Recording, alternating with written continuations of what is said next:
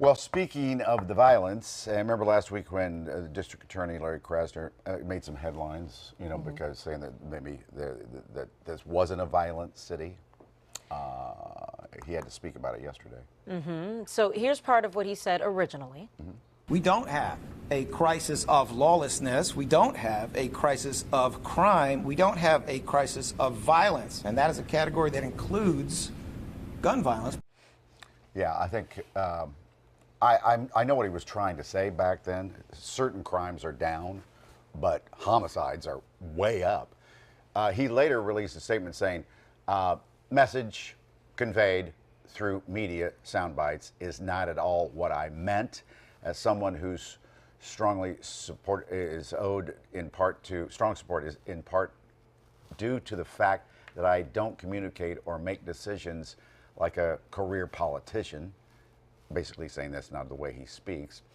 It is my obligation to do better. So he was criticized for being insensitive to the families of gun violence and the victims.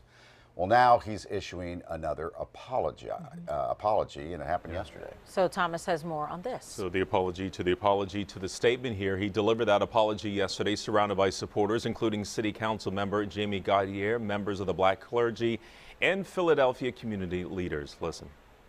I did not acknowledge the pain and the hurt that people feel in the city of Philadelphia.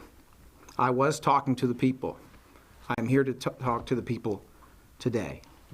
And the reality is that if you have lost someone in your family or on your block or in your community, or if you have a child who would like to play on the porch or go to the subway or play in the street, and you are aware of the terrible crisis of gun violence that we have in the city of Philadelphia, which is what I said. I did specifically say that we have a terrible crisis in gun violence in the city of Philadelphia. If you are aware of that, and if you are feeling that, then it's hard. And my words unintentionally hurt people. Once again, an apology there. Krasner also got emotional, acknowledging the impact his words had on the community. I failed in not acknowledging that pain and that suffering, a pain that disproportionately affects people of color and poor people.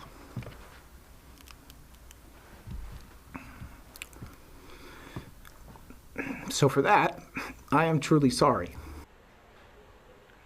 Krasner went on to say that the only way to curb the city's gun violence issue is to address the pain the city is facing and to understand the data surrounding the gun violence in the city and use the facts to find a solution. It's going to take more than words to fix this problem. Mike, Alex. All right. Thanks, Thomas. 7:13.